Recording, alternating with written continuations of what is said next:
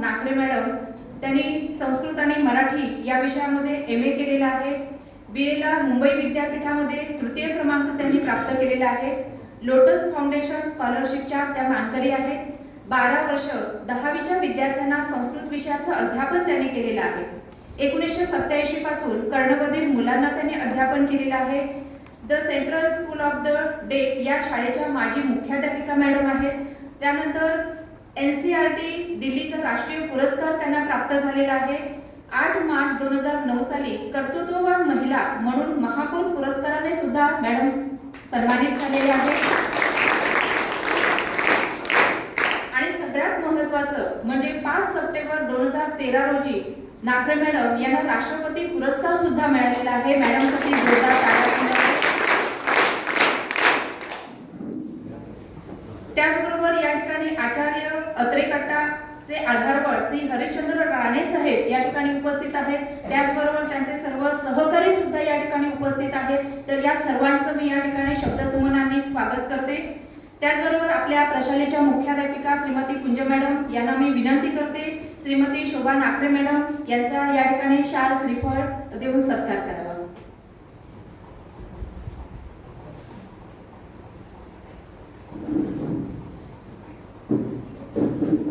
नाखरे madam यांना मी विनंती करते की आमच्या या सत्काराचा या ठिकाणी स्वीकार करायचा आहे.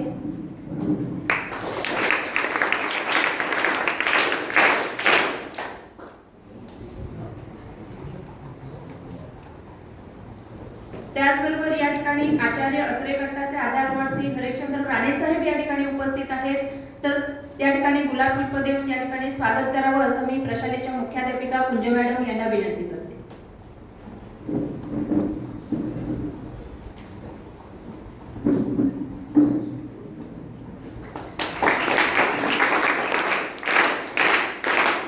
त्याचबरोबर मॅडम कुंज मॅडम यांना विनंती करते की राणे साहेब यांचाही सत्कार या ठिकाणी करण्यात यावा.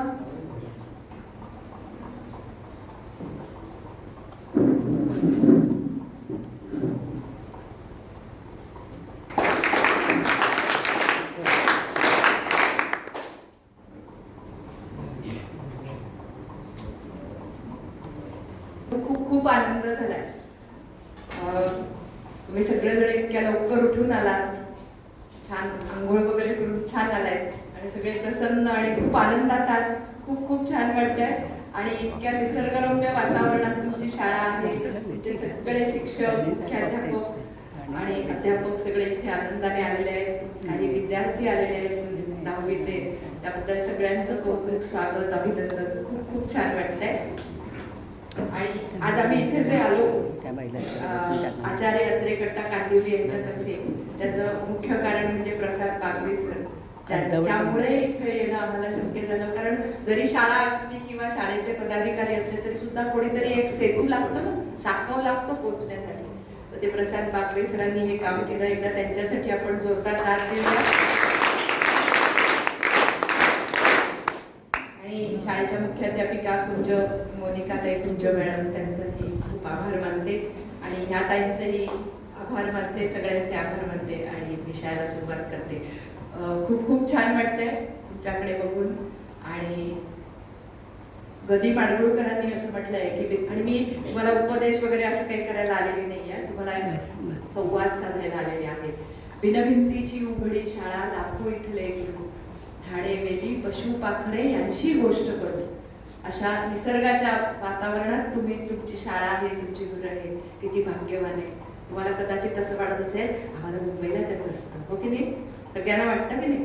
पण लक्षात ठेवा, मुंबईला फक्त सिमेंटचे काय आहेत, सिमेंटचे जंगल आहे आणि तुमच्याकडे खरीखुरं जंगल आहे.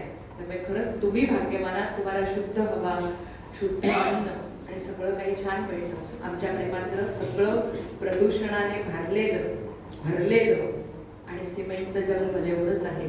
त्या मुंबईला यायचा अट्टहास करू नका असं मी म्हणेन. एखादी छानशी कविता म्हणते तुमच्यासाठी, चालेल? तुम्हाला म्हणायचं आहे? तुम्हाला म्हणायचंय का तुम्हाला पण? माझ्याबरोबर म्हणायचं. तुम्ही गणपती बाप्पा गणपती बाप्पा म्हणायचं. काय म्हणायचं म्हणा? गणपती बाप्पा गणपती बाप्पा. मोठ्याने, कोणी ऐकायला नाहीये आपल्या आजूबाजूला. गणपती बाप्पा गणपती बाप्पा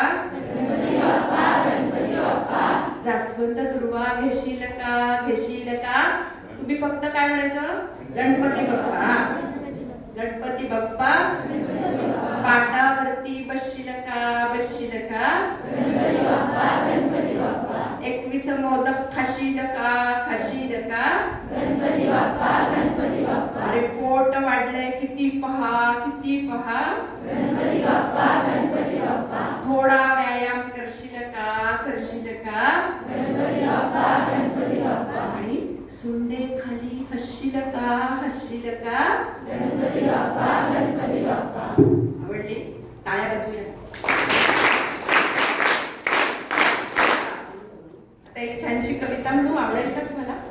ना तुम्हाला सगळ्यांना वाटतं ना की मुंबईला यावं, पण मुंबईतल्या मुलांना काय वाटतं नेहमी, कुठे यावं, कोकणात यावं. एक छानशी कविता म्हणते, तुम्हाला म्हणायची आहे का? तुम्हाला म्हणायचं की नाही? बरं ठीक आहे.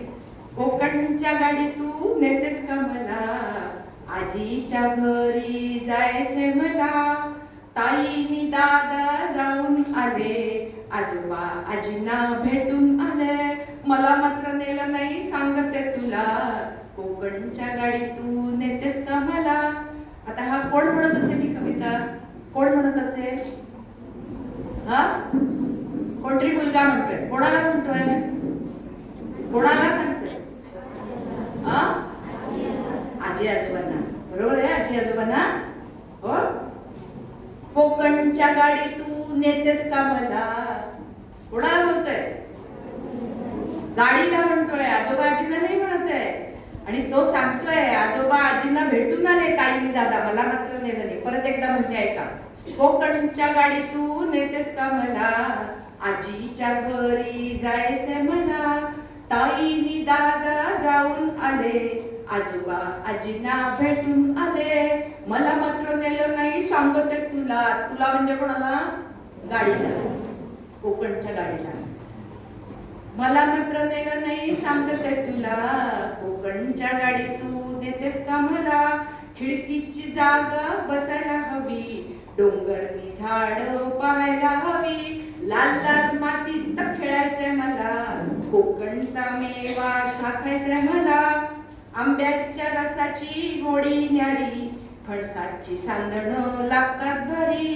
काजूच्या बिया फोडायच्यात मला, आणि आजी बरोबर पापड लाटायचेत मला. कोकणच्या म्हणणार तुम्ही, कोकणच्या गाडी तू नेतेस का मला, आजीच्या घरी जायचंय मला. कोंबड्यांच्या मागे धावायचंय मला, वासराची शेपटी धरायचंय मला. मनीला दूध पाजायचंय मला, आणि वटवाघळाची गंमत पाहायचंय मला. कोकणच्या गाडीतून मला, आजीच्या घरी जायचंय मला. आता हे तुमच्यासाठी मुख्य. उंच घरांचा कंटाळा आलाय, कौलारू घरात राहायचंय मला. भूतांच्या गमती ऐकायच्यात मला, आणि आजीच्या कुशीत निजायचंय मला. कोकणच्या गाडीतून नेतेस का मला, परत म्हणायचं.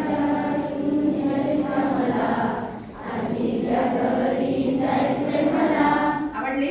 टाळ्या वाजवूया.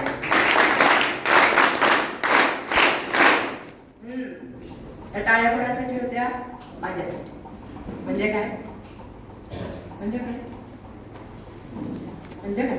या टाळ्या माझ्यासाठी होत्या. म्हणजे काय? पटकन मी म्हटली कविता म्हणून. तुला कळलं नाही? सांग ना, सांग ना. चुकलं तरी चालेल. कोण सांगणार? या टाळ्या माझ्यासाठी होत्या म्हणजे काय?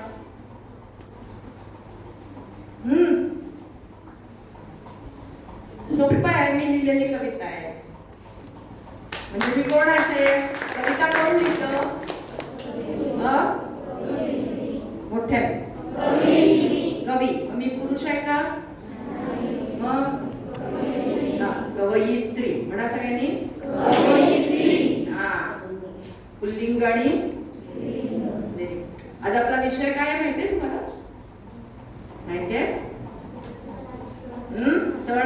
उत्सव, बरोबर. सण आणि उत्सव. तुम्हाला सगळ्यांना माहितीये का 12 महिन्यात आपण आता विषयाकडे जाऊया की कविता ऐकायची एकच. एक कविता म्हणा छोटीशी. आवडलं. छोटीशी कविता म्हणते. मीच म्हणते, चालेल. पतंग उडवू चला गड्यानो, पतंग उडवू चला, मैदानावर सारे जमूया, पतंग फिरक्या गोळा करूया, ऊन वाऱ्याची गंमत घेऊया, मकर संक्रांतीला गड्यानो पतंग उडवू चला, उंच गच्चीवर नको जाऊया, वाकून खाली नको पाहूया, पक्ष्यांची मग काळजी घेऊया, दोरा वापरू चला गड्यानो, भाजी भोगीची चटपट खाऊ, भाकरी बाजरीची गट्टम करू, तिळा गुळाची गंमत घेऊ, हलवा खाऊ चला, गडद कपडे आपण घालू, ऊन सूर्याचे पटकन घेऊ, एकमेकांना शुभेच्छा देऊ, मकर संक्रांतीला गड्यानो पतंग उडवू चला, पतंग उडवू चला. वा, खूप छान, टाळ्या वाजवूया. आज आपला विषय आहे सण आणि उत्सव. 12 महिन्यामध्ये खूप खूप सण येतात का आपल्याकडे? बरोबर. 12 महिने म्हटल्यानंतर काय लक्षात आलं तुमच्या? माझ्याशी बोलायचंय ना, मी एकटी बोलणार आणि तुम्ही आपले ऐकायचे नाही, तुम्ही पण बोलायचं. 12 महिन्यामध्ये खूप सण येतात. आता 12 महिने म्हटल्यानंतर तुमच्या सगळ्यांच्या काय मनात आलं सांगा बघू? कुठून कुठपर्यंत? बरोबर. कोण म्हणालं? जानेवारी. कोणतरी म्हणाला ना? पटकन म्हणा. बरोबर आहे. जानेवारी ते बरोबर, जानेवारी ते डिसेंबर.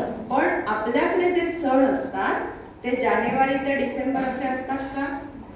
नाही. मग कशाप्रमाणे असतात? बरोबर, टाळ्या वाजवूया आपण सगळे. मराठी कशानुसार? कॅलेंडर नाही, काय म्हणतात त्याला? पंचांग. मराठी पंचांगानुसार, हिंदू पंचांगानुसार महिन्यात प्रत्येक महिन्यात सण येतात. मग मराठी पंचांगामध्ये प्रत्येक दिवसाला काहीतरी एक शब्द आहे. कोणाला माहिती आहे? सगळ्यांना माहिती आहे तुम्हाला. कोणता शब्द आहे? आज द्वादशी आहे म्हणजे काय? त्याला काय म्हणतात?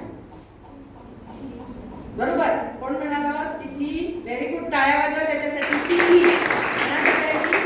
तिथी. तुम्हाला तिथी माहिती आहे सगळ्यांना? माहिती आहे? पहिली कोणती तिथी? प्रतिपदा. वा, खूप छान. त्या म्हणूया सगळ्यांनी तिथी. येतात सगळ्यांना? म्हणा, चलो. प्रतिपदा, तृतीया,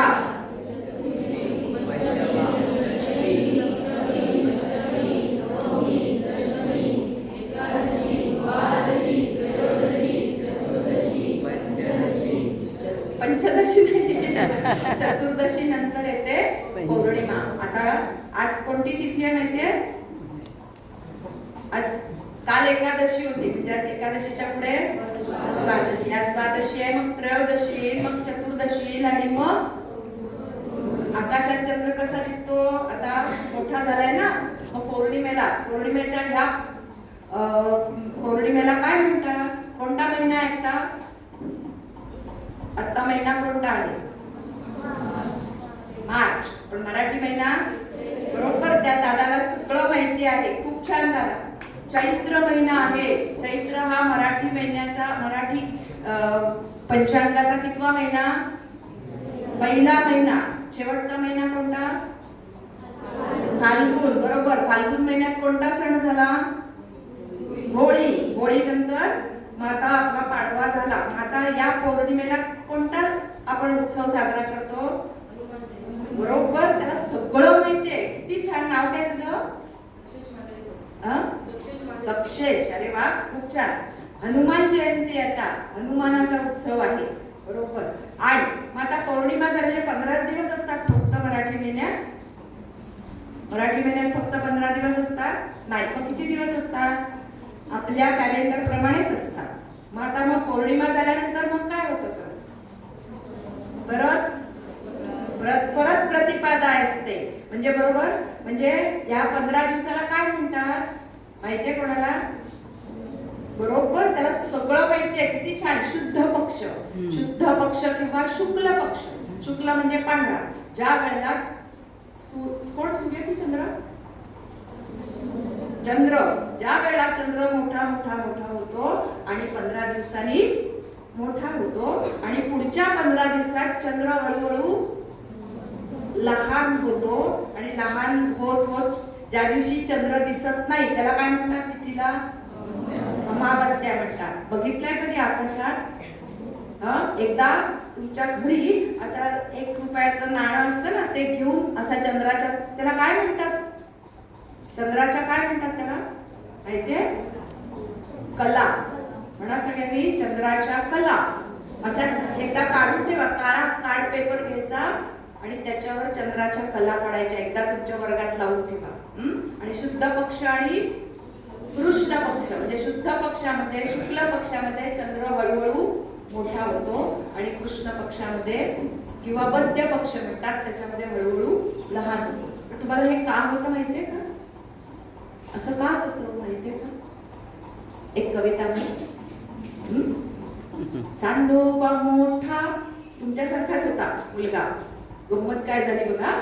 चांदोबा मोठा खट्याळ पोर, 1 नंबरचा दंगेखोर, छळायचा सगळ्या तारांना, आभाळात घालून धिंगाणा. एक दिवस आई त्याला रागवली, थोबाडी देऊन म्हणाली, कार्ट्या तुझी मी मोडते फोड, जेवणच तुझे मी करते बंद. बिचार चंदू खूप खूप रडला, दया आली मग आईला. जेवायला वाढलं चंदूला, तसाच पठ्ठ्या फुगत चालला. 15 दिवसांनी गरगरीत झाला. 15 दिवसांनी गरगरीत झाला. कळलं?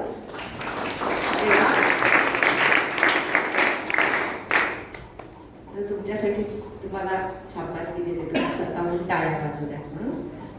निगाहों से निगाहें मिलती हैं, दिल से दिल मिलते हैं, मगर मेरे जान चाहने वाले बड़े मुश्किल से मिलते हैं, बड़े मुश्किल से मिलते हैं.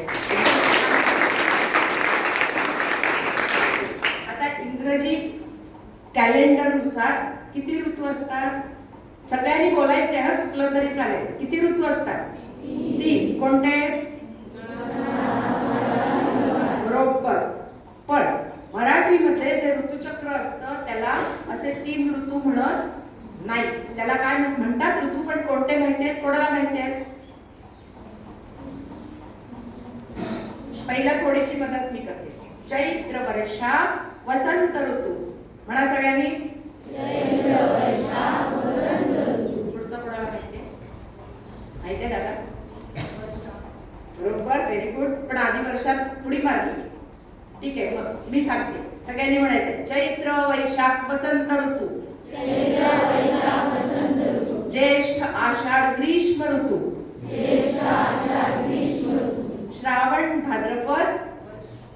बरोबर. श्रावण भाद्रपद वर्षा ऋतू. श्रावण भाद्रपद वर्षा ऋतू. अश्विन कार्तिक शरद ऋतू. अश्विन कार्तिक शरद ऋतू. मार्गशीर्ष पौष हेमंत ऋतू. मार्गशीर्ष पौष हेमंत ऋतू. आणि माघ फाल्गुन शिशिर ऋतू. Very good. सगळ्यांना माहिती आहे. माघ फाल्गुन शिशिर ऋतू. माघ फाल्गुन शिशिर ऋतू. बरोबर. आता सगळ्यांना कळलं सगळं. आता सण. आपण जेव्हा सण म्हणतो त्या सणासाठी आपल्याकडे काहीतरी केलं जातं. वेगळ्या गोष्टी करतो आपण. सणांना सांस्कृतिक, आध्यात्मिक आणि धार्मिक अशी वेगळी कारणं असतात आणि त्या कारणांनी आपण जे काहीतरी साजरं करतो त्याला सण असं म्हणतात. मग आता सण साजरे का करायचे? आत्ता झालं ना गुढीपाडवा. आपण का साजरा केला माहितीये तुम्हाला? माहितीये? ठीक आहे, मी सांगते. त्याच्यामुळे माहितीये खरं तुम्हाला, फक्त मी उजळते. शरीराचं मनाचं आरोग्य चांगलं राहतं. ऋतूनुसार आपण प्रत्येक जसा ऋतू बदलतो. आता बघा, आता कोणता ऋतू सुरू झालाय? उन्हाळा सुरू झालाय, गरम व्हायला लागतं. मग आपण आता सारखं काय खातो? थंड पाणी पितो, कलिंगड खातो. तुमच्या इथे कलिंगड होतात, कलिंगड खातो, म्हणजे थंड थंड सगळं खातो. मात्र हिवाळ्यात आपण काय खाल्लं? गरम गरम सगळं घेतो ना, सूप पितो, चहा पितो, कॉफी पितो, गरम पितो. म्हणजे ऋतूनुसार आपल्या आहारामध्ये बदल होता आणि त्याच्यामुळे आहारात केलेल्या बदलामुळे आपलं आरोग्य चांगलं होत राहतं. त्यामुळे निसर्गाचं रक्षण होतं. या सगळ्या आपल्या सणांच्या मागे काही हेतू आहे. निसर्गाचं रक्षण होतं. आपला देश शेतीप्रधान आहे, त्याच्यामुळे पर्यावरण रक्षणासाठी सुद्धा आपल्याला हे सण महत्वाचे असतात. तुम्हाला सगळ्यांना माहिती आहे की कोणत्या महिन्यात तुमच्या सगळ्यांच्या घरी खूप उपवास करतात? माहितीये? कधी? श्रावण, बरोबर. आषाढ आणि श्रावणामध्ये खूप उपवास करतात, साबुदाणा वडे खायला ना. पण त्याच्यासाठी नाही. त्याच्या मागचं शास्त्रीय कारण, वैज्ञानिक कारण काय आहे की पेरणी आणि लावणी झालेली असते आषाढापर्यंत, बरोबर ना. भात लावलेलं असतं, मग शेतातली कामं कमी होतात, म्हणजे हालचाल कमी होते, व्यायाम कमी होतो. सगळी माणसं मुसळधार पाऊस पडत असतो, त्यामुळे कुठेच असतात? घरात राहतात. चलन वलन होत नाही. मग अशा वेळेला जड खाल्लेलं अन्न पचत नाही. यासाठी पचायला हलकं अन्न किंवा आपलं आरोग्य चांगलं राहावं म्हणजे उपवास करायचा, म्हणजे काहीही खायचं नाही. म्हणजे थोडंसं खाल्लं तर द्रव पदार्थ खायचे किंवा पचायला हलके असलेले खायचे. खिचडी, साबुदाणा वडे आणि काय वेगळं वेगळं काय माहितीये तुम्हाला सगळ्यांना, असं काही खायचं नाही. तर याच्यासाठी आपल्याला आपल्या संस्कृतीमध्ये आपल्या पूर्वजांनी उपवास करायला सांगितलेला आहे. आणि विशेष म्हणजे आषाढ आणि श्रावणामध्ये ते काय ही आखाडी झाली ना, आषाढ अमावास्या झाली की त्याच्यानंतर काय करायचं नसतं? मासे खायचे नसतात, मांसाहार करायचा नसतो. याचं कारण काय माहितीये? याचं कारणही तेच आहे की मांस मटण हे पचायला जड असतं आणि आपण हालचाल करत नाही त्यावेळेला, म्हणून मासे मटण बंद केलं जातं. आता त्यावेळेला असं सांगितलेलं आहे की कांदा लसूण सुद्धा खायचा नसतो, कारण याचं कारण म्हणजे कांद्या खाल्ल्यामुळे पोटामध्ये गॅस होतो आणि त्रास होतो. म्हणून आपल्या याच्यामध्ये चातुर्मास पाळायला सांगितला असतो, म्हणजे 4 महिने कांदा लसूण खायचा नसतो असं आपल्या पूर्वजांनी सांगितलेलं आहे. परंतु ते संपलं आणि ते संपल्यानंतर मात्र काय करायला लागतं? नंतर दिवाळी येते. दिवाळीत आपण काय खातो? काय खातो? फराळ म्हणजे काय खातो? सांगा बघू पटकन. चकली, लाडू, म्हणजे सगळे तळलेले पदार्थ खातो. कारण का? तेव्हा हवा थंड होते, पचायला सोपं जातं तेव्हा, म्हणून आपण तेव्हा सगळे तळलेले पदार्थ किंवा छान छान पदार्थ खातो. आता सण आणि उत्सव असतात, त्यामुळे मनाचं आरोग्य चांगलं असतं. सगळेजण आपल्या घरी नातेवाईक मित्रमंडळी एकत्र येतात, गप्पा गोष्टी करतात. वयस्कर माणसं असतात त्यांना गप्पा मारायला हवे असतात. तुमच्या आजी आजोबांना आवडतं की नाही बोलायला? मग ते सगळ्यांना ते आवडतं. एकमेकांच्या गाठी भेटी होतात, कधीतरी कीर्तन होतं, भजन होतं, नृत्य, नाटक, संगीत, गायन, सगळेजण एकत्र जमले की आनंद होतो, विचारांची देवाणघेवाण होते आणि मुख्य म्हणजे आपण सगळेजण एक आहोत. हा मी हुशार कोठा असं विषमतेची भावना राहत नाही. म्हणून तुम्हाला माहितीये का हे उत्सव कोणी सुरू केले पहिल्यांदा? आता अजून मदत करते. गणेशोत्सव कोणी सुरू केला? बरोबर, सांग मोठ्याने. लोकमान्य टिळकांनी. कशासाठी? इंग्रजांना आपल्या देशात पळवून लावण्यासाठी. आपण सगळ्यांनी एकत्र झालं पाहिजे, आपण एक आहोत, ही एकजुटीची भावना व्हावी आणि सगळ्यांनी मिळून जर एकीचं बळ दाखवलं तरच हे शक्य होतं. याच्यासाठी आपल्याकडे सुरुवातीला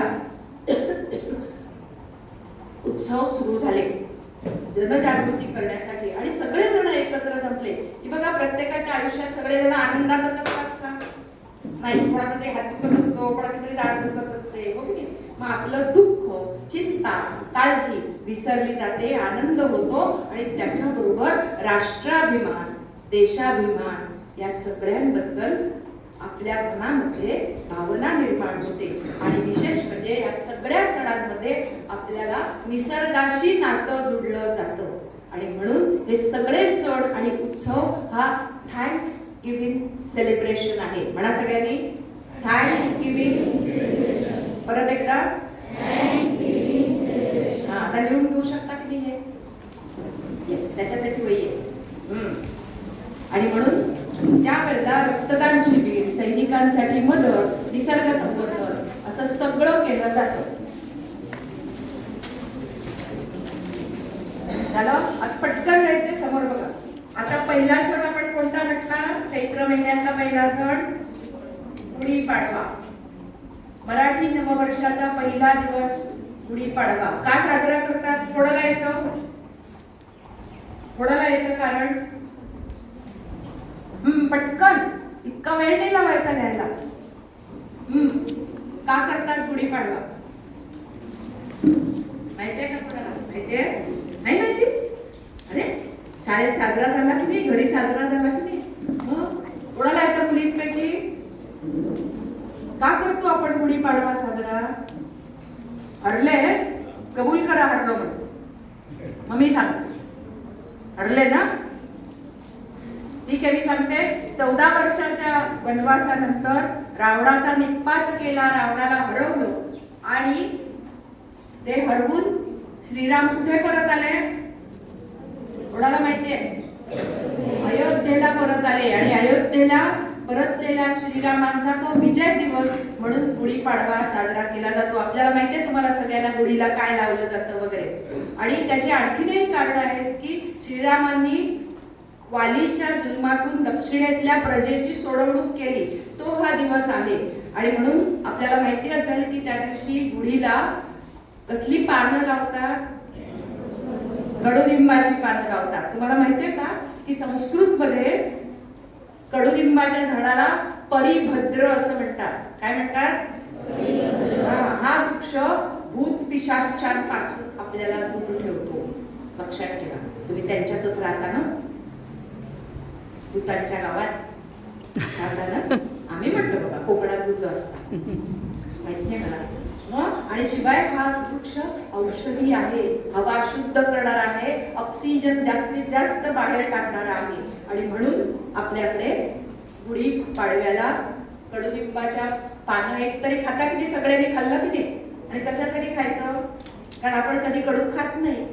मग कडू खाल्लं की आपलं आरोग्य वर्षभर चांगलं राहतं असं म्हटलं जातं. भोगावर योगाचा विजय, वैभवावर विभूतीचा विजय आणि विकारांवर विचारांचा विजय याचं प्रतिनिधी म्हणून आपण गुढी उभारतो. मनातली जी आपल्या असते दडलेली, लपलेली माकड वृत्ती, वानर वृत्ती, ती जाऊन आपण चांगलं व्हावं असा त्याच्या मागे हेतू असतो. आता पूर्वीच्या काळी, आता नाही पण पूर्वीच्या काळी या दिवशी तुम्हाला माहितीये की उन्हाळा वाढत जातो याच्यानंतर, म्हणून प्रपादान करतात. म्हणा शब्द, प्रपादान करतात म्हणजे पाणपोई, म्हणजे पाण्याची टाकी किंवा पिंप असं घराच्या पुढे ठेवतात. म्हणजे रस्त्यावरून जे वाटसरू जातात त्यांना प्यायला उन्हाळा होतोय तेव्हा पाणी दिलं जावं, किंवा आपल्या घरी जे सेवक असतात त्या सगळ्यांना टाकी, हंडा असं द्यायची त्यावेळेला प्रथा होती.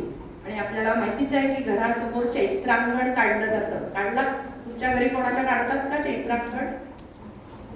काढतात? नाही, कोणाच्याही नाही. बरं ठीक आहे, एकदा गुगलवर शोधता की नाही? गुगलवर शोधता, कोण कोण गुगल वापरता? हात वर करा. सगळ्यांनी हात वर करा, उगाच असं नको. हा, सगळे गुगल बघतात. मग ह्या गुगलवर ह्या गोष्टी बघा, लिहून द्या शब्द चैत्रांगण आणि शोधा म्हणजे काय. ठीक आहे, आता आपण श्रीरामांची यावेळेला पूजा करतो. माहितीच आहे सगळ्यांना तुम्हाला. श्रीराम राम आपल्या आयुष्यामध्ये किती असतो श्रीराम. अगदी तुम्हाला सांगते की छोटी आम्ही जेव्हा लहान होतो की नाही, मी आता करत नाही, पण नवीन शर्ट घातला, नवीन फ्रॉक घातला की असा हात करून काय म्हणतात माहितीये, राम राम. राम राम म्हणजे नवीन कपडे घातले की राम राम म्हणायची पद्धत होती. किंवा गावाकडची दोन माणसं एकमेकांना भेटली की काय म्हणतात, राम राम पाहुणं म्हणतात ना. किंवा माझ्या आयुष्यात रस आहे, या अर्थी सुद्धा माझ्या आयुष्यात राम आहे असं म्हटलं जातं. आणि तुम्हाला माहितीये का, भूत दिसलं तर राम राम राम राम म्हटलं की भूत पळून जात. आणि आयुष्याला सद्गती मिळाली म्हणजेच देहावसान झालं की सुद्धा काय म्हणतात, राम राम म्हटलं जातं. माहितीये तुम्हाला सगळ्यांना. म्हणजे इतकं आपलं सगळ्यांचं मराठी मन राममय व्हायला आसुसलेलं असतं. तुम्हाला माहितीये की रामाचा जन्म किती वाजता झाला? 12 वाजता रात्री ना, दुपारी 12 वाजता. म्हणजे AM की PM? AM पण नाही आणि PM पण नाही. वेळ ज्याच्या हातात आहे असा तो श्रीराम. म्हणून तो AM पण नाही आणि PM पण नाही. आणि रामाचा जन्म झाला ती तिथी कोणती? नवमी. बरोबर. तो दादा खूप छान सांगतोय. चैत्र शुद्ध म्हणा सगळ्यांनी. नवमी. नवमी म्हणजे 9 हा सगळ्यात मोठा अंक आहे. माहितीये तुम्हाला? माहितीये ना, 9 हा सगळ्यात मोठा अंक आहे. म्हणजे वेळ ज्याच्या हातात आहे आणि ज्याचा जन्म मोठ्या अंकावर झालेला आहे, म्हणून आपल्या सगळ्यांच्या मनामध्ये श्रीराम भरलेला आहे. रामाने, श्रीरामान माहितीये का, एक मुद्दाम तुम्हाला सांगते, त्या मोठ्यांसाठी म्हणते, तुम्ही ऐकायला हरकत नाही. श्रीरामांची इतके वर्ष झाले तरी आपण पूजा का करतो? कारण इतक्या वर्षानंतर सुद्धा श्रीरामांनी आपल्याला काय शिकवलं? एक राजा म्हणून ज्या वेळेला श्रीरामांनी शपथ घेतली त्यावेळेला एक श्लोक म्हटला होता, स्नेहम दयाम च सौख्यम च यदि वा जानकीमपि आराधनाय लोकाना मुंचतो नास्ति मे व्यथा. अर्थ कळला नाही? सांगते. स्नेहम दयाम च सौख्यम च म्हणजे माझ्यातला स्नेह, दया, सौख्य एवढंच काय, आराधनाय लोकांना. राजा हा प्रजेचा कोण असतो? संरक्षण करता असतो. म्हणून जर लोकांच्या कल्याणासाठी मला जानकीचा त्याग, माझ्या पत्नीचा त्याग करायला लागला तरी मी करीन. आराधनाय लोकांना मुंचतो नास्ति मे व्यथा. मला खूप कधीच वाईट वाटणार नाही. आणि त्याप्रमाणे श्रीरामांनी आपल्याला माहितीये कोणाचा त्याग केला होता? कोणाचा? सीतेचा. बरोबर. कोणी बोला ना जरा. ठीक आहे. आता त्याच्यानंतर म्हणजे रामनवमी, गुढीपाडवा, त्याच्यानंतर पुढचा सण कोणता आता येणार? मी सांगितला तो हनुमान जयंती. हनुमानाचं आणखी नाव कोणतं? पवनसुत. असा रस्व की दीर्घ? पवनसुत. सुत सु मधला सु पहिला की दुसरा? पहिला. Very good. दुसरा सुत केला की काय होतं? सुसु. पहिला सुत म्हणजे मुलगा. पवनसुत वायुपुत्र. म्हणून अंजनेय, अंजनी पुत्र, पवनपुत्र आणि मारुती अशी त्यांची नावं आहेत. आपल्याला माहितीये की तुम्ही कोणी कीर्तनाला जाता का हनुमान जयंतीच्या? जातं कोण? नाही.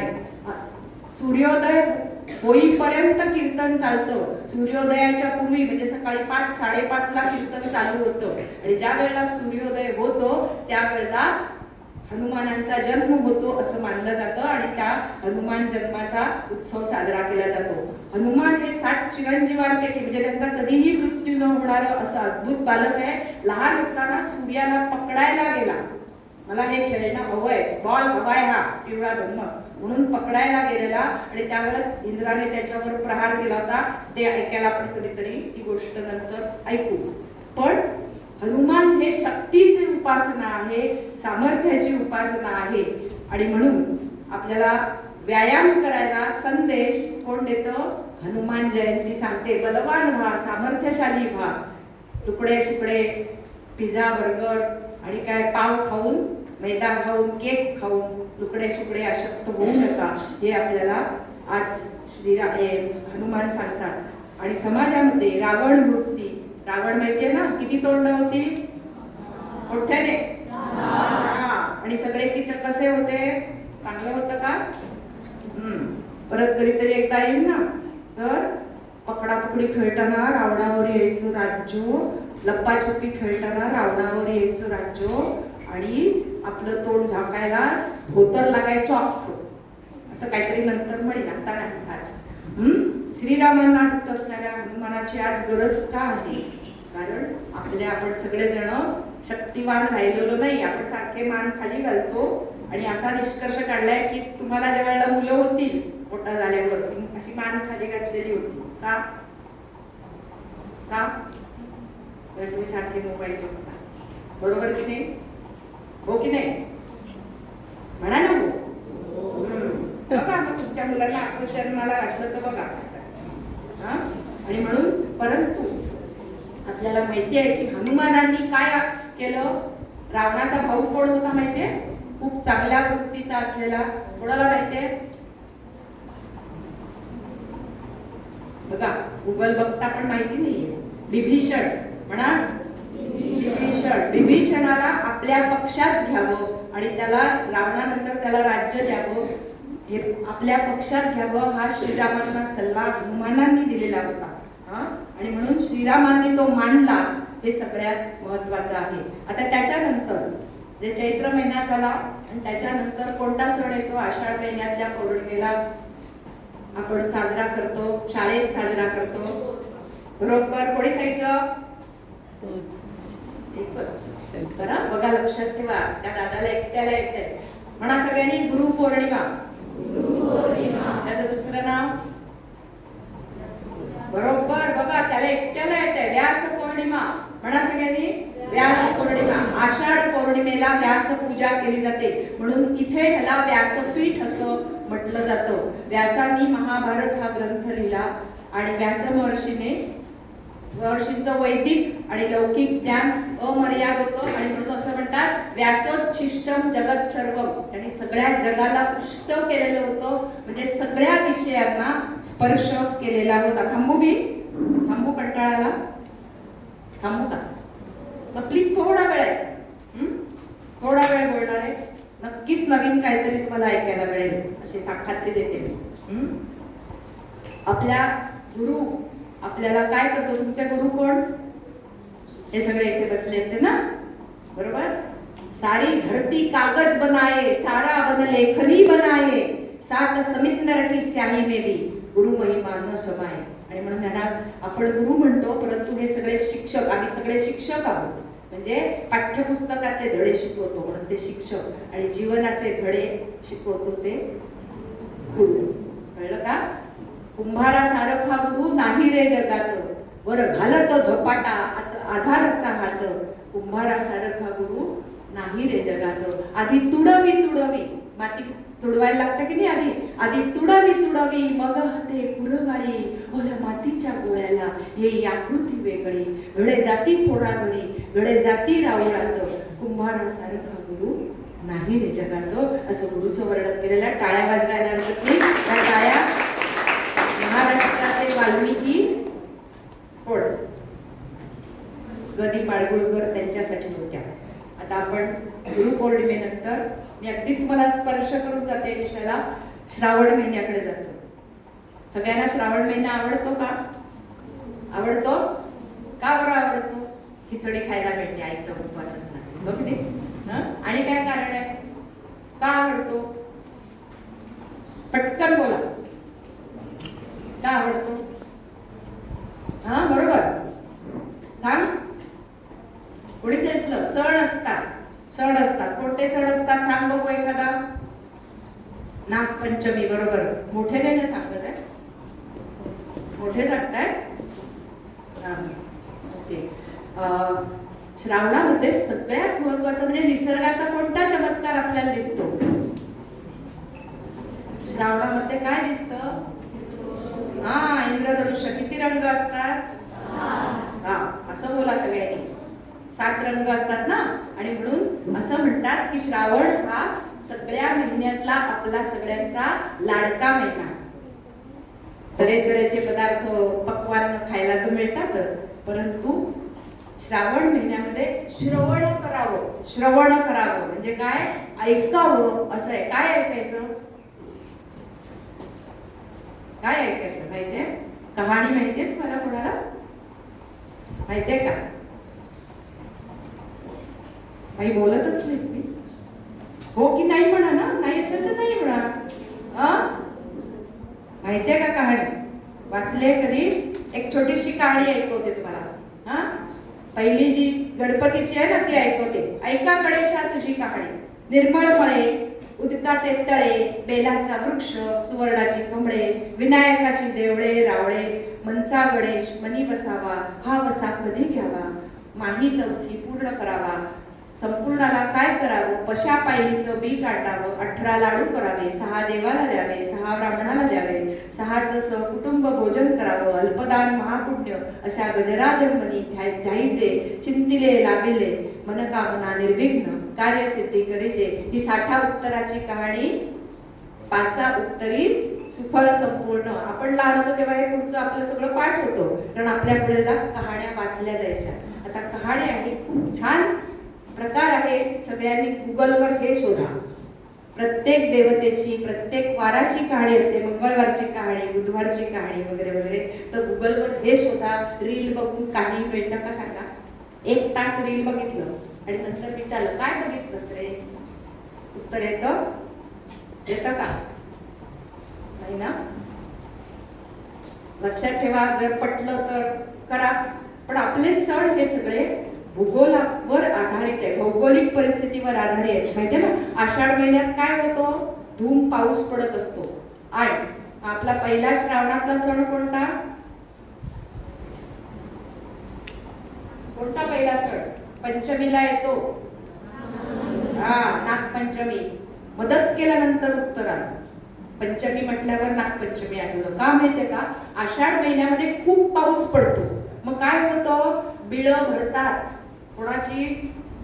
नागांची. सरपटणारे जे प्राणी असतात त्यांची बिळं भरतात. त्यांना पाण्यात राहता येत नाही आणि म्हणून ते वर येतात. आणि नाग साप बघितले की आपल्याला काय वाटतं? भीती वाटते. मग आपण काय करतो? त्याला काठीने मारायचा प्रयत्न करतो.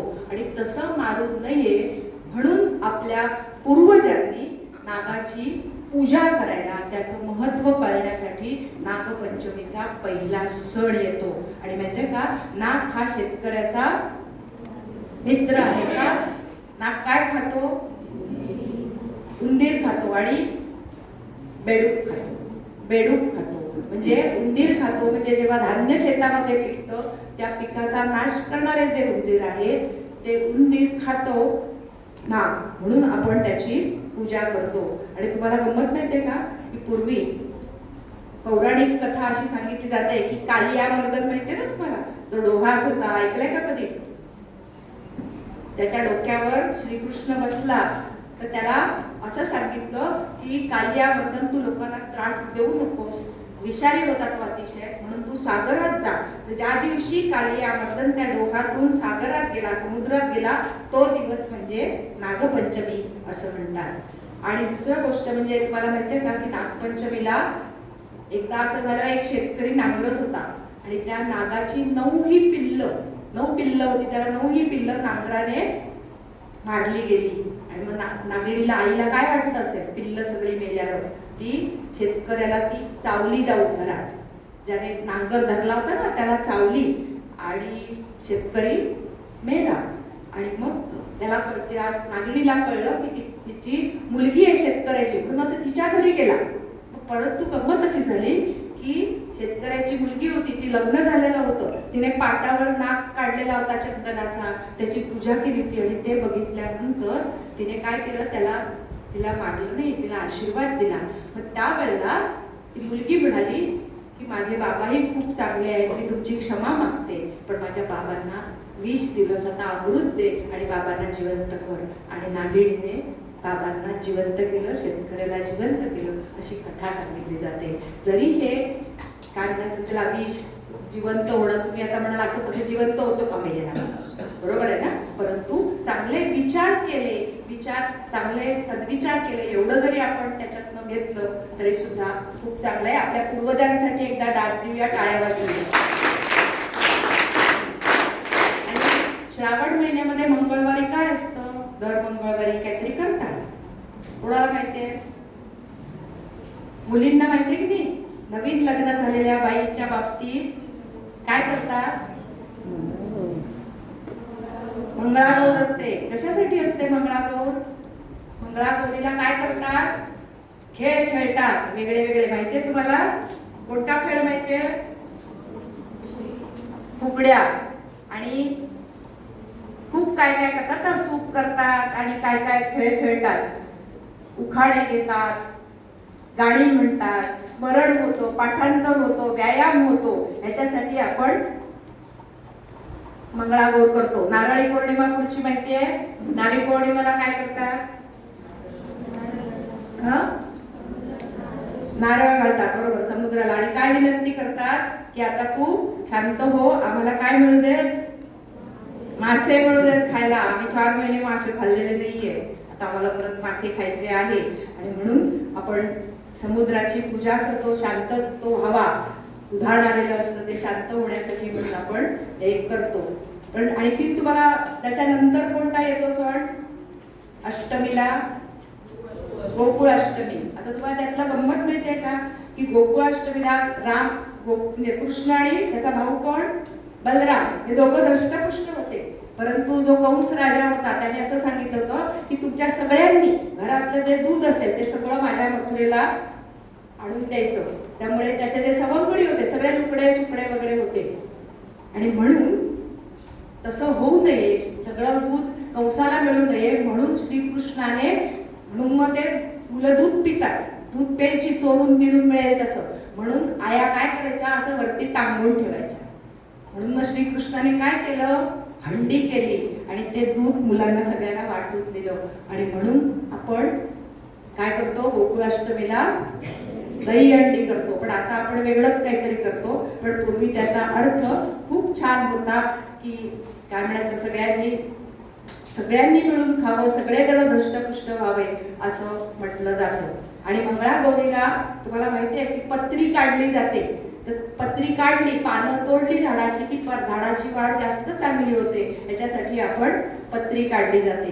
परंतु सणामध्ये ज्या वेळेला कुठचा तरी घरात सण असतो, ते आपल्या घरी मदतीला कोण येतं, आपल्या घरी कामाला जे येतं त्यांना सगळ्यांना जेवण अन्नदान दिलं जातं. श्रावण अमावास्या माहितीये? श्रावण अमावास्येला काय करतात? मातृदिन असतो. मदर्स डे म्हटलं की आपल्याला कळतं ना मराठीत. आईचा दिवस असतो. त्या दिवशी काय करायचं? आईला म्हणायचं, आई तुला काय मोबाईल बद्दल कळत नाही, लॅपटॉप बद्दल कळत नाही, हो की नाही? म्हणता की नाही? हसायला किती पटकन. सगळेजण, मला माहितीये सगळेजण म्हणतात, पण लक्षात ठेवा आईला जे काही येते ते तुम्हाला येतं. पावभाजी करता येते, आईसारखा डोसा भाकरी करता येते का फुगलेली? आजीची भाकरी फुगली, मुले हसू लागले, येतं का करता? नाही ना? तर अजिबात आईला म्हणायचं नाहीये की तुला काही येत नाही, आईला सगळं येतं. आई फक्त बिचारी म्हणत नाही तुम्हाला, तुला काय येतं का? कधी भाकरी करून दाखव बघू. करता का तुम्ही भाकरी वगैरे? कोण करतं? हात वर करा. मुली मुलगे, अरे वा, काही पाठी मुली आहेत, टाळ्या वाजवा त्यांच्यासाठी. आणि इकडच्या बाजूला मुलग्यांमध्ये कोण करतं काय भाकरी वगैरे? अरे वा, एकच हात वर आहे, जोरदार टाळ्या वाजवा त्याच्यासाठी. बाकीच्या माहित नाही ना? सगळ्यांनी करायची, करणार सगळेजण. आणि मग शोधायचं आपली भाकरी, आपली पोळी कुठच्या राज्यासारखी झाली, कुठच्या देशासारखी झाली, कुठच्या जिल्ह्यासारखी झाली. मॅच करून बघायचं. ओके, ठीक आहे. आता त्याच्यानंतर तुमच्या कोकणातला सगळ्यात मोठा उत्सव कोणता बरं? मोठ्याने गणेशोत्सव. कोणी चालू केला? इकडनं उत्तर येऊ दे. लोकमान्य टिळकांनी, लोकमान्य बाळ गंगाधर टिळक आहे. आता मी खरं तर त्याचे डोळे, त्याचं फार खूप खूप छान सांगण्यासारखं आहे, पण थोडंसं काहीतरी सांगते. तुम्हाला माहितीये का गणपतीचे कान कसे असतात? कविता येते? गोरा गोरा पान, छोटा छोटा छान, सुपा एवढे कान हा, दिसतो किती छान मोठे मोठे पोट मांडीचे हे लोट उंदराची गाडी बघा तुरु तुरु धावे अशा आपला गणपती बाप्पा. त्याचे मोठे कान कशासाठी असतात माहितीये का? गणनायक, गणपती, गणांचा पती म्हणजे नेता. आपल्या महाराष्ट्राचे नेता कोण आहे? मुख्यमंत्री कोण आहेत आपले? मोठ्याने तसा आपला याच्या आध्यात्मिक ह्याच्यातला कोण आहे? देवेंद्र फडणवीस गणपती आहे. त्याचे कान मोठे असतात. कशासाठी माहितीये का? की सगळे जण लोक त्याला काय काय काय काय सांगत असतात, पण तो सगळं जण बाहेर टाकते. चुकीचं आहे, वाईट आहे, ते सगळं टाकून देतो आणि जे चांगलं आहे तेवढंच आपल्यात घेतो. असं असणार म्हणून त्याला गणपतीचे कान मोठे असतात. आणि तुम्हाला माहितीये का की गणपतीची सोंड कोणासारखी असते? हत्तीसारखी असते. आता हत्तीच्या जी सोंड नसते त्याचा उपयोग काय माहितीये का? की हत्तीला सुगावा देते. म्हणजे पुढे काय संकट आहे, पुढे काय आहे याचं सगळं सोंडेमुळे करतो. आणि तुम्हाला माहितीये का की जमिनीमध्ये पाणी कुठे आहे याचा अंदाज पण हत्तीला येतो. हत्तीला कळतं भविष्य की इथे पाणी आहे. तो आपल्या पायाने जमीन उकरायला लागतो. म्हणून हत्तीला कृषी देवता असं म्हणतात. काय म्हणतात? कृषी म्हणजे काय? शेती, शेतीची देवता असं म्हटलं जातं. आणि सोंडेचं आणखीन एक वैशिष्ट्य सांगते की सोंडेने हत्ती बारीकशी सुई पण उचलू शकतो. आणि सोंडेने मोठी मोठी काय उचलतो? लाकडं सुद्धा उचलतो. आणि म्हणून सूक्ष्म आणि मोठा याचा तोल सांभाळणारा म्हणून त्याची सोंड हत्तीसारखी असते. एकदा गणपती बाप्पा म्हणूया का? गणपती बाप्पा मंगलमूर्ती पुढच्या वर्षी गणपती गेले चैन पडेना. आणि तुम्हाला गणपतीच्या दुसऱ्या दिवशी काय असतं माहितीये का? चतुर्थीला गणपती, भाद्रपद शुद्ध चतुर्थी गणपती गणेशोत्सव असतो. गणपती येतो आणि चतुर्थीच्या पुढची तिथी कोणती? पंचमी. त्या दिवशी काय असतं? ऋषी पंचमी. माहितीये का? ऋषी पंचमीला आघाडा नावाची तुमच्या शेतामध्ये आजूबाजूला वनस्पती येते, त्याने दात बसतात. कारण आघाड्यामुळे हिरड्या ज्याच्यामध्ये आपले दात बसवलेले असतात त्या हिरड्या दुखायच्या थांबतात, मजबूत होतात आणि आपले दात मरेपर्यंत चांगले राहतात. त्याच्यासाठी आघाड्या त्याच्यासाठी वापरतात. आणि दुर्वा गणपतीला घालतात म्हणजे संकट दूर व्हा, दूर व्हा, दूर व्हा असा त्याच्यामध्ये अर्थ असतो. आणि खूप काही आहे, परंतु आपण पुढच्या ह्याच्यात जाऊया. आणि गणपतीला कशाचा नैवेद्य दाखवतात? मोदक. मोद म्हणजे काय? आनंद. मोद म्हणजे आनंद. नुसता हातात मोदक, चित्रात मोदक बघितला की वाटतो की नाही खावासा? वाटतो की नाही? म्हणून मोदक म्हणजे आनंद. पुढचा सण आहे विजयादशमी म्हणजेच दसरा. दसऱ्याला काय करतात? कसली पानं असतात? आपट्याची पानं. तुम्हाला याचं कारण, शास्त्रीय कारण माहितीये का? नितीन सरांना आमच्या माहिती असेल. याचं कारण म्हणजे ज्या वेळेला पानगळ होते, झाडाची पानं पडतात, आपट्याच्या झाडाची पानं मात्र पडत नाही. मग त्याला नवीन पानं कशी फुटणार?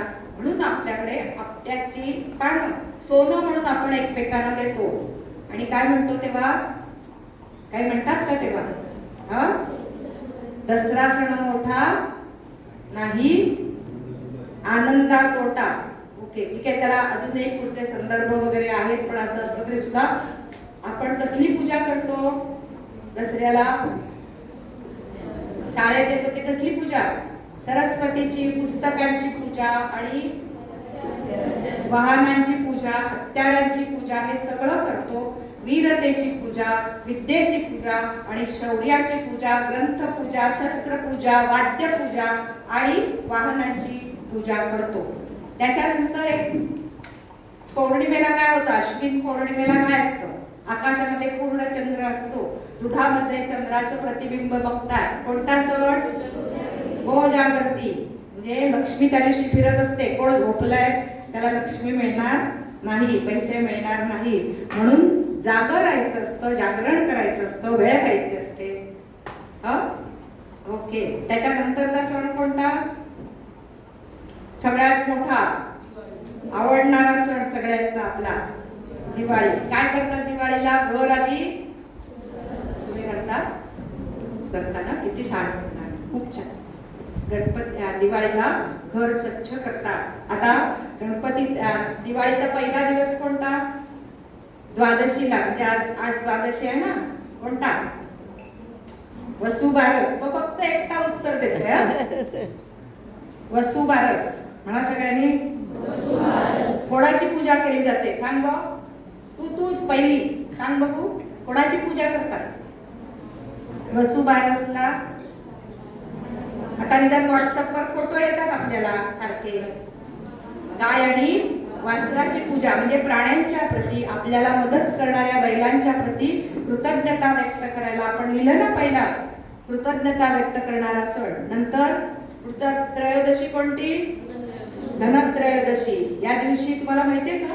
तुम्हाला कोणाला कदाचित माहिती नसेल, या दिवशी कोणाची पूजा करतात माहितीये? धनवंती. हा बरोबर. आयुर्वेदाचा जो धन्वंतरी आहे, धनवंती नाही, धन्वंतरी, आयुर्वेदाचा मुख्य, त्याची पूजा करतात. परंतु या दिवशी आणखीन यमाची पूजा करतात. यम म्हणजे कोण? रेड्यावर बसून येतो ना, म्हणजे कोण? उच्ची देवता. राम नाम सत्य है. मृत्यूची देवता, म्हणून त्याची पूजा धनत्रयोदशीला यमाची पूजा केली जाते. चतुर्दशी पुढची कोणती? नरक चतुर्दशी. या दिवशी काय करतात? अभ्यंग स्नान. एकटाच उत्तर देतोय फक्त. अभ्यंग स्नान केलं जातं. सकाळी कशाने आंघोळ करतो? मोती साबण ना. मोती साबणाने आंघोळ करतो, उठणं तेल लावतो. म्हणजे काय उठणं तेल लावतात माहितीये का? हवा कोरडी होते. दिवाळीच्या सुमाराला वारा सुटतो, हवा कोरडी होते, त्वचा कोरडी होते, आणि म्हणून तेल लावतात, उठणं लावतात, आणि त्वचा मऊ होण्यासाठी. आणि या दिवशी सामूहिक आतिथ्याचा सण असतो. म्हणजे आपले सगळे नातेवाईक एकत्र येतात, सगळेजण नवीन कपडे घालून देवळात जातात, मुली बघतात, मुलगे बघतात एकमेकांना कसे छान दिसतात. आणि मग काय करतात? घरी येऊन सगळा बनवलेला फराळ खातात, बटाटे वडे करून खातात वगैरे वगैरे. त्याच्यानंतर संध्याकाळी कोणता सण असतो? लक्ष्मी पूजन. कोणाची पूजा करतात? लक्ष्मीची पूजा करतात. आणि त्याबरोबर केरसुडीची पूजा करतात, झाडूची पूजा करतात. म्हणजे आपल्या संस्कृतीमध्ये फक्त एकच देव नाहीये, अनेक देवतांची पूजा केली जाते. या दिवशी तुम्ही ह्याला दिवाळीला काय बनवता? अंगणामध्ये रांगोळी काढतात. आणि अरे विजयदुर्ग इथे आहे, तुमच्या इथे काय बनवतात? किल्ले बनवतात की नाही? बनवतात ना, बोला ना. किल्ले बनवतात. कशासाठी? आता काय आपण किल्ल्यावर लढाई करायला जाणार? पण निदान तुम्हाला माहितीये का, आपल्या सैन्यामध्ये कॅप्टन कौस्तुभ राणे नावाचा जो होऊन गेला, त्याचे मामा पाठी बसले. त्याचे मामा नितीन जाधव म्हणून जे आहेत आमच्या ग्रुप मधले, ते कॅप्टन कौस्तुभ राणे त्याचे मामा आहेत. त्यांच्या सख्या बहिणीचा मुलगा जो शहीद झाला, देशासाठी हुतात्मा झाला, माहितीये का? तो नाहीये. आणि आता त्याची पत्नी कनिका राणे ह्या आपण सैन्यामध्ये गेल्या लेफ्टनंट झालेल्या आहेत. एकदा आपण त्यांच्या ह्या स्थानिका त्यांच्यासाठी कनिका ताईंसाठी आणि काय म्हणायचं की या दिवाळीच्या निमित्ताने आपल्या घरी सगळेजण येतात. त्यांना सगळ्यांना, आपले जे गरीब आहेत ज्यांच्या घरी दिवा पेटत नाही, त्यांच्या घरी आपण काहीतरी आपल्यातलं थोडंसं द्यावं, हा देण्याचा संस्कार करणारा हा सण आहे. आणि त्या निमित्तानं कंदील बनवणारे कारागीर, पणत्या बनवणारे कारागीर या सगळ्यांची पूजा केली जाते. आणि आज ड्रग्स आणि काय काय सगळ्या गोष्टी ज्या चालतात, किंवा मोबाईलचं हाही व्यसनच आहे, या सगळ्यातनं दूर जाऊन शूरवीर व्हावं किंवा व्यायाम करून शरीर कमवावं, याच्यासाठी हे सगळे सण साजरे केले जातात. त्यानंतर आपल्याकडे येणारा सण म्हणजे मकर संक्रांत. आता आपण कविता म्हटली ना, मकर संक्रांतीची काय देतात त्या दिवशी? तिळगुळ. आणि काय म्हणतात? आणि मकर संक्रांतीच्या आदल्या दिवसाला काय म्हणतात? मगाशी कवितेत म्हटलं भोगी. भोगीला काय करतात? बाजरीची भाकरी करतात तीळ लावून. आता कशासाठी? बघा, मगाशी म्हटलं की आपले सगळे विचार, सगळं सण साजरे करणं हे विज्ञानावर आधारित आहे. त्यावेळेला हवा कशी असते? जानेवारी महिन्यात थंड असते हवा, शरीराला उष्णता हवी असते. बाजरी हा उष्ण धान्य आहे आणि तिळापासून तेल मिळतं आणि उष्णता मिळते. म्हणून आपल्याला आणि सगळ्या भाज्या बनवल्या जातात बाजारात, सगळ्या प्रकारच्या भाज्या येतात. म्हणून आपल्याकडे भाकरी आणि भोगीची भाजी केली जाते. शेवटचा आपला सण कोणता? आता झाला फाल्गुन. केव्हा येते? फाल्गुन पौर्णिमा. फाल्गुन पौर्णिमेला होळी म्हणतात. काय बनवतात त्या दिवशी? होळी रे होळी, पुरणाची पोळी. आवडते का सगळ्यांना? आवडते. आणि त्याची आमटी बनवतात, त्याला काय म्हणतात? कसली आमटी? उत्तर कोणी देत नाही बघा. कटाची आमटी. मीच सांगते का? ठीक आहे. आपल्याकडे होळीचं पूजन केलं जातं, त्याची कथा विथा आहे, पण मी आता काही सांगू शकत नाही. तुम्हाला गंमत सांगते की रँड साहेबाचा खून कोणी केला रे? माहितीये? रँड साहेबाचा खून कोणी केला? पुण्याला जाऊन चापेकर बंधू. कोण? चापेकर बंधू. त्या बंधूंनी पुण्याला जाऊन इंग्रज रँड साहेबाचा खून केला आणि त्यावेळेला त्यांचे वडील मुंबईतल्या एका देवळामध्ये कीर्तन करत होते. त्या गादीवर बसून कार्यक्रम करण्याची मला 4 वेळा संधी मिळाली. आणि त्यावेळेला रंगपंचमीच्या दिवशी म्हणजे होळीच्या दुसऱ्या दिवशी आमच्याकडे श्रीरामांच्या मूर्तीवरती रंगपंचमी म्हणजे फुलांची उधळण केली जाते. आता हे आपले सगळे सण संपले. वाईट प्रवृत्ती टाकून आपण चांगले विचार घ्यावे एवढंच होळी शिकवते. त्यानंतर फक्त मी धावता आढावा इतर धर्माचा घेते. पारस्यांचा सण कोणता माहितीये का? पारसी लोकांचा पतेती. म्हणा सगळ्यांनी पतेती. आपल्याकडे रतन टाटा, जमशेदजी टाटा, दादाबाई नवरोजी ही सगळी मंडळी पारसी समाजाची आहेत. ते अग्नीची पूजा करतात. त्यानंतर जैन लोकांचा महावीर जयंती माहिती असेल कदाचित. ते लोक मांसाहार करत नाही. कांदा लसूण खात, जे जमिनीच्या खाली उगवतं ते खात नाही जैन लोक. आणि त्याचं कारण का? की ते त्याच्यामध्ये छोट्या छोट्या प्राणी कीटकांचा नाश होतो. बौद्ध धर्माचा सण कोणता? जो आपल्याला सगळ्यांना माहिती आहे, बुद्ध पौर्णिमा जी आता येईल, आणि आंबेडकर जयंती. ज्यांनी आपल्याला संविधान दिलं, सगळ्यांना शिकवायचा अधिकार दिला, ते आंबेडकर. त्यानंतर रमजान ईद आणि मोहरम हे सगळे मुस्लिम धर्माचे सण आहेत. त्यांचाही आपल्याला माहिती आहे की भारताच्या काही भागामध्ये, महाराष्ट्राच्याही काही भागामध्ये एकत्र, सांगली जिल्ह्यात कडेगाव म्हणून आहे, ते लोक एकत्र, हिंदू आणि मुस्लिम लोक एकत्र येऊन मोहरमचा सण साजरा करतात आणि तेव्हा शीरकुर्मा करतात आणि आनंद घेतात. आता शेवटचे आपले 2 राष्ट्रीय सण उरले. कोणते? फक्त एकच उत्तर देतोय. स्वातंत्र्य दिन आणि प्रजासत्ताक दिन. स्वातंत्र्य दिन केव्हा साजरा करतात? 15 ऑगस्टला. टाळ्या वाजवा याच्यासाठी. आणि प्रजासत्ताक दिन बसूनच सांग. 26 जानेवारी. बरोबर आहे. 15 ऑगस्टला पंतप्रधान ध्वजारोहण करतात. म्हणा ध्वजारोहण. आणि 26 जानेवारीला ध्वज फडकवतात. कोण? पंतप्रधान. पंतप्रधान का? राष्ट्रपती. आपल्या कोण आहेत राष्ट्रपती? माननीय द्रौपदी मुर्मू. आणि बघा, स्वातंत्र्य दिनाला ध्वज खांबाच्या तळाशी ठेवतात आणि पंतप्रधान दोरी ओढतात आणि हळूहळू वर फडकवला जातो, ज्याला फ्लॅग होइस्टिंग असं म्हणतात. आणि प्रजासत्ताक दिनाला ध्वज खांबाच्या वरच्या बाजूला बांधलेला असतो आणि राष्ट्रपती दोरी ओढतात आणि झेंडा हवेत फडकतो. याला काय म्हणतात? कोणाला माहितीये?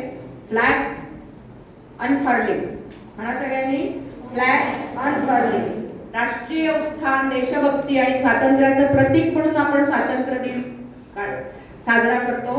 आणि प्रजासत्ताक दिन, संविधान दिवस सगळेजण आपण सारखे आहोत यासाठी साजरा केला जातो. माझ्या छोट्या दोस्तांनो, मगाशी मी म्हटलं नाही पण माझ्या सगळ्या भाग्यवान छोट्या मित्रांनो, तुम्हाला वाटत असेल की ही भाग्यवान कशाला म्हणते, आम्ही इतक्या खेडेगावात राहतो, आमच्याकडे काही गाड्या नाही, घोडे नाही, 4G नाही, 5G नाही, आणि ही म्हणते बाई भाग्यवान. पण आहात की नाही मी बोलते 5 मिनिटं फक्त, आणि तुम्ही सांगा की तुम्ही भाग्यवान आहात की नाही. मी ज्या मुलांना शिकवते त्या मुलांना दोन्ही कानांनी ऐकायला येत नाही, दोन्ही डोळ्यांनी दिसत नाही, दोन्ही हात नाहीये, दोन्ही पाय नाहीये, बुद्धी कमी आहे, अशा सगळ्या मुलांबरोबर मी काम करते. ज्या मुलांना ऐकायला कमी येतं त्यांना बाळा 5 मिनिटं शेवटची, त्या मुलांना, कारण तुला माहिती नाहीये, खात्रीपूर्वक सांगते तुला माहिती नाहीये ही गोष्ट, त्या मुलांच्या हिअरिंग एडची, श्रवण यंत्राची किंमत फक्त 1.5 लाख रुपये असते. किती? 1.5 लाख. आणि एकदा घेतलं मरेपर्यंत पुरलं असं होत नाही, आयुष्यभर त्या मुलांना ऐकायला येत नाही.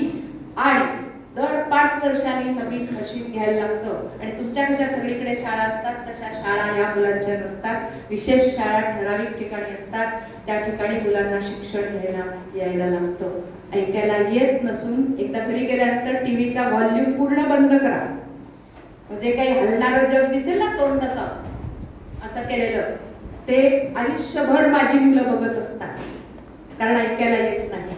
असं असलं तरी सुद्धा मुलं माझी, खोटं वाटेल मला, माझे विद्यार्थी MBA, MCA, BE, ऑडिओलॉजिस्ट, वकील असे मोठ्या मोठ्या पदावर काम करतायत, तुमच्यासारखेच बोलतायत. माझ्या मुलांनी, मला सांगा तुमच्यापैकी किती जणांना 4थीची स्कॉलरशिप मिळाली, हात वर करा. 4थीची किंवा 5वीची?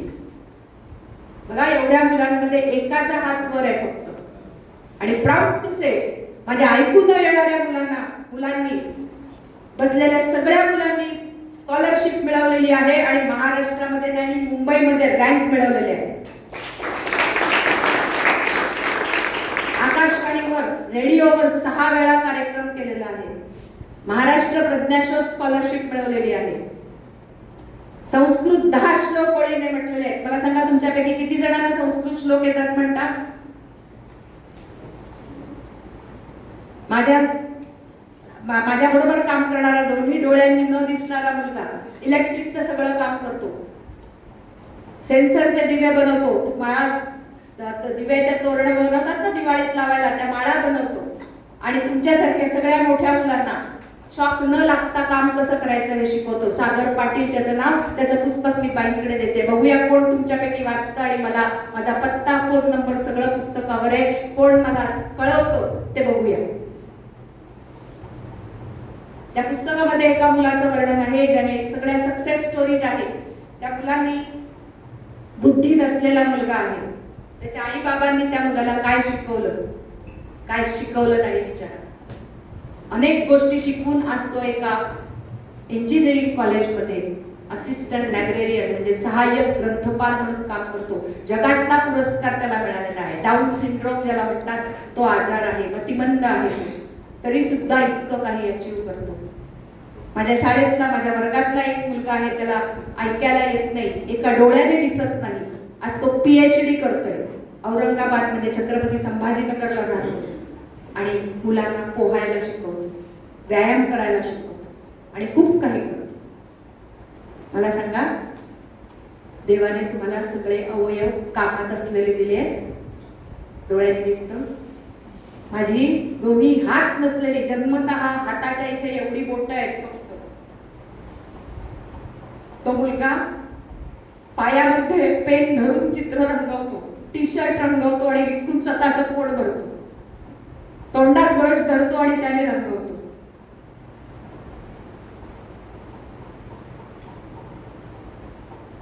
तुम्हाला सगळं आहे ना देवाने दिलेलं, मग खूप मोठे व्हा. आणि मला नक्की खात्री आहे की तुमच्यापैकी नक्की कोणीतरी विराट कोहली होईल, लता मंगेशकर होईल, अमिताभ बच्चन होईल आणि काय म्हणायचं यशस्वी होईल आणि मग त्या ताई मला फोन करून सांगतील की आमच्या शाळेत त्या मुलाने हे यश संपादन केलेलं आहे. कराल नक्की? प्रॉमिस? आणि पुस्तक कोण वाचणार आहे ते मला तुम्ही सांगणार आहात. एक शेवटची कविता म्हणूया आणि थांबूया. मला माहिती कंटाळा आलाय पण एक छोटीशी कविता म्हणते. कोंबडीच्या अंड्यामधून बाहेर आलं पिल्लू, कोंबडीच्या अंड्यामधून बाहेर आलं पिल्लू, अगदी होतं छोटं आणि उंची नाही टिल्लू. कोंबडी म्हणाली पिल्लू बाय सांग तुला हवे काय, हवे काय, किडे हवे तर किडे, दाणे हवे तर दाणे, आणून दे तुला हवे असेल ते खाणे. पिल्लू म्हणाले आई दुसरं नको काही, छोट्याशा कप्पामध्ये चहा भरून दे आणि मला एका अंड्याचं ऑमलेट करून दे, ऑमलेट करून दे. कोणाला ऑमलेट हवं होतं? हा, कोणाच्या पिल्लाला? कोंबडीच्या. मग कोणाला हसायला नाही आलं? हा, कोंबडीच्या पिल्लाला. आणि छोटीशी आणखी म्हणते ना, आनंद होऊन आपण संपूया. लक्षात ठेवा, खूप मोठे व्हा आणि परीक्षेत, फक्त परीक्षेत नाही, आयुष्याच्या परीक्षेत खूप छान मार्क मिळवा, यश मिळवा आणि यशस्वी व्हा. छोटीशी कविता म्हणते. पावसाने विचारलं छत्रीला, पावसाने विचारलं छत्रीला, येशील का ग भिजायला? छत्री आली खुशीत, अहो छत्री आली खुशीत, निघाली भिजायला ऐटीत. तडतड तडतड थेंब पडले, छत्रीला चांगलेच कापरे भरले. अहो चिंब झाली भिजून भिजून आणि पावसात गेली पुरती मिटून. धावत धावत घरी आली आणि कोपऱ्यात जाऊन रडत बसली. अहो रेनकोटाने दिला गरम चहा, आता कशी हसते बघतच राहा, बघतच राहा. मनापासून धन्यवाद. आणि थोडंसं मोबाईलपेक्षा पुस्तकं वाचूया आणि त्याने होऊया. मोबाईल वाचून काहीही मिळत नाही. जर अर्थपूर्ण शोधलं नाही तर यशस्वी होण्यासाठी खूप वाचायला हवं, खूप कष्ट करायला हवे. मनापासून धन्यवाद.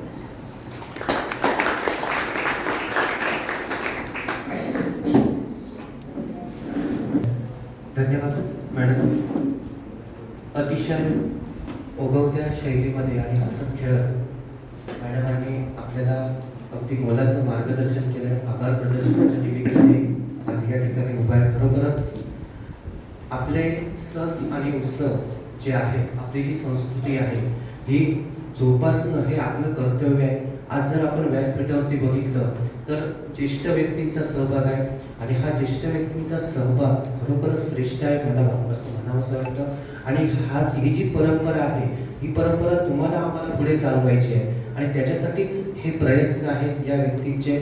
तर इथे मला एक वचन आठवतं की तुझं आहे तुझ्यापाशी परंतु तू जागाच तुझ्याशी. खरंच आहे ते, कारण आपलं सगळं आपल्याकडे आहे. आपल्या प्रत्येक सणाला वैज्ञानिक अधिष्ठान आहे आणि हे अधिष्ठान आपण समजून घेणं महत्त्वाचं आहे. कारण प्रत्येक गोष्टीला, आपल्या प्रत्येक सणाला एक वैज्ञानिक महत्त्व आहे आणि ते जर वैज्ञानिक महत्त्व आपण जोपासलं, अंगीकारलं तर कुठच्याही डॉक्टरकडे जायची आपल्याला गरज लागणार नाही, असं या कार्यक्रमाच्या निमित्ताने मला सांगावंसं वाटतं.